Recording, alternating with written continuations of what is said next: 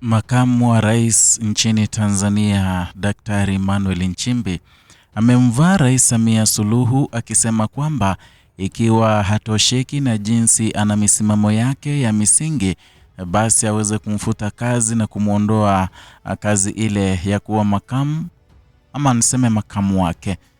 Ni taarifa ambayo imetikisa medani ya siasa nchini Tanzania kufuatia kwamba wawili hawa, makamu wa rais na Samia, hawajawahi patana, hawajawahi kuwa na uhusiano mzuri kwa muda sasa, tangia mwaka jana wakati uchaguzi ulipofanywa.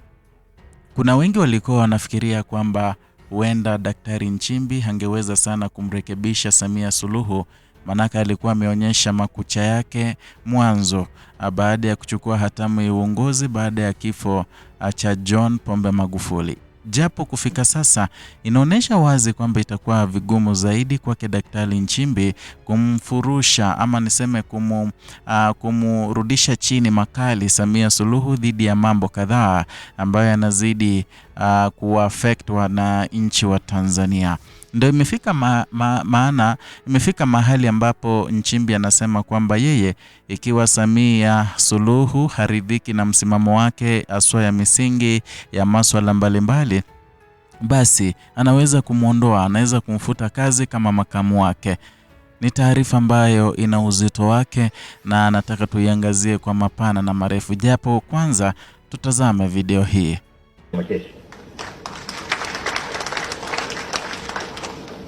Na kuna mambo mengine ya msingi. Kuna wakati watu wanasema Nchimbi tatizo lake anavilisha. Hiyo ni sauti ya Daktari Emmanuel Nchimbi akizungumza kwamba yeye ana misimamo sana kuhusiana na mambo ya msingi, na akasema kwamba wakiamua basi wanaweza kumtimua uongozini. Hiyo si jambo dogo, hilo ni jambo kubwa. Na vile mwisho akasema kwamba anafuata yale yanayotakiwa na Chama cha Mapinduzi, kwamba sifa zake ni kuwa na msimamo. Naam, nataka kukupasha kidogo ni kuonyeshe mwangazo wa jambo analolizungumza. Ifikapo mtu anaposema kwamba mkitaka kunitimua nitimue, inaonyesha kwamba kuna mengi ambayo ameyapitia katika uongozi huo, na hayo mengi yamefika mahali sasa yapo kooni, na kinachosalia ni yeye kuyatapika jinsi anavyofanya. Mtu hawezi ibuka kutoka popote tu kisha aseme kwamba naomba mnitimue kama mridhiki na misimamo yangu. La hasha. Mtu husema hivyo wakati ameshajaribu kila mbinu, kila njia, ameshajaribu sana, na ukweli ni kwamba imeshindikana, kwamba wale hawataki kuheshimu msingi yako. Kwa hivyo ni swala ambalo Nchimbi anatuonyesha kwamba bado kuna ubaya baina yake naye rais wa nchi ya Tanzania Samia Hassan Suluhu. Na nimekuwa nikifanya video nyingi hapa haswa kuhusiana wawili hawa, nikikuelezea kwamba hawajawahi patana tangia Samia aanze uongozi wake kama rais rasmi kwa kuchaguliwa, tuseme. Ngawaje mimi na wewe tunajua hakukuwa na uchaguzi mwaka jana, ilikuwa tu ni vurugu na kupumbuza watu wetu wa Tanzania. Kwa hiyo kuna ujumbe mdogo ambao, niseme mdogo, ni mkubwa tu, ambao Mange Kimambi alikuwa amesema. Ajua kwamba Mange Kimambi anayajua mambo mengi zaidi katika serikali hii ya CCM, na alitaja na kusema kwamba mwaka jana wakati ule kampeni zilikuwa zimeanza kuchacha, kulikuwa na ombi kutoka kwa rais wa kitambo Jakaya Mrisho Kikwete akimwambia Samia Suluhu amchukue Daktari Emmanuel Nchimbi kama makamu wake. Japo jambo hilo alikumfurahisha sana Samia na hakutaka kulifanya, ila hakuwa na alternative, hakuwa na option, hakuwa na njia nyingine. Ikabidi kwamba amekubali Daktari Nchimbi awe makamu wake.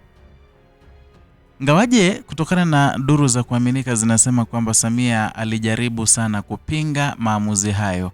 Samia alikataa kwamba haiwezekani huyu Emmanuel Nchimbi awe makamu wake, ila Jakaya akamwambia tulize boli. Kwa hivyo ikaamlika kwamba wawili hao wangeenda kwenye tikiti moja ya kuwania urais, japo hawa wawili hawajawahi patana. Ndiposa uliona mwanzo wakati walishaapishwa, wakati walianza ama walishaapishwa na wakaanza kazi. Daktari Emmanuel Nchimbi alikuwa amepotea sana, na tuliona kwamba Waziri Mkuu Mwigulu Nchemba ndiye alikuwa anatekeleza wajibu wa Nchimbi sana sana.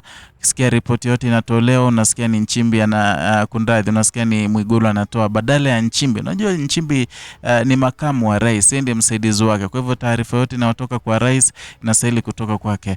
Nakumbuka hata wakati ule wa Krismasi, wakati ule wa mwaka mpya, ujumbe wa kufungua mwaka mpya ulitolewa na Mwigulu Nchemba kwa niaba ya rais.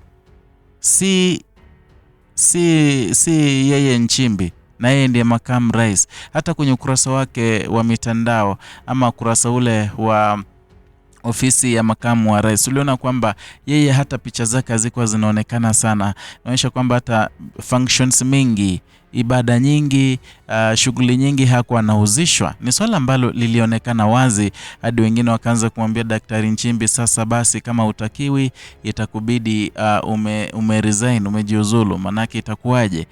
Utafanikiwa kufanya hayo unayotaka kuyafanya ikiwa hawakutaki? Kwa hiyo na leo tumepata video hii mahali ambapo Emmanuel Nchimbi anasema kwamba basi mkitaka nitimueni. Hawa si wananchi, hawaambii wananchi, la anamwambia Samia Suluhu, ijapo anatumia majina ya kijazi, anatumia majazi kumwambia haya, mimi niko ready niondoe, lakini msimamo wangu ni ule ule ya. Kwa hiyo kuna mengi ambayo yanaendelea kwenye hii serikali ya Samia Suluhu, na duru za kuaminika zinasema kwamba Daktari Nchimbi hakufurahishwa haswa na mauaji yaliyofanywa mwaka jana. Ngawaje hakuwa na ule uwezo wa kusema, lakini inasemekana kwamba hakuwa amefurahishwa na yale mauaji yaliyofanywa. Na ndiposa juzi alikuwa anawaambia Watanzania kwamba tafadhali tuweze kusahau yaliyopita na tugange yajayo, manake tuna maisha ya kuishi. Ngawaje mengi yamefanyika, tuyaachane. Kwa hiyo misimamo kama hiyo ndio inamfanya Samia Suluhu kumchukia zaidi Daktari Emmanuel Nchimbi hadi kufika sasa. Kumbuka kuna video ambayo nilifanya nikikuonyesha kwamba kufikia sasa Mwigulu Nchemba ameanza kujiposition, ameanza kujiweka ange kabisa kuwania urais mwaka 2030. Kwa sababu gani? Sababu ni moja tu, kwamba amepata usaidizi kutoka kwa Rais Samia Suluhu. Na ndiposa anasema kwamba Samia Suluhu anataka Mwigulu Nchemba wanie urais, na ndiposa anamdhihaki sana Daktari Nchimbi, ndiposa asije kuuliza ama asije kuwania kiti kile cha urais. Kwa hivyo ni mambo mengi ambayo yanazidi kutokea haswa kwenye ukanda wa Afrika Mashariki na nchini Tanzania. Sijui una maoni gani? Kiwa unayo unaweza niandikia kwenye comment section hapo chini, tutajadiliana moja kwa moja, tutaelezana. Ndio, na pengine itaunda msingi wa yale ningetaka kukuongelesha ama ningetaka kuiongelea kwenye video inayofuata. Zidi kuwa nasi.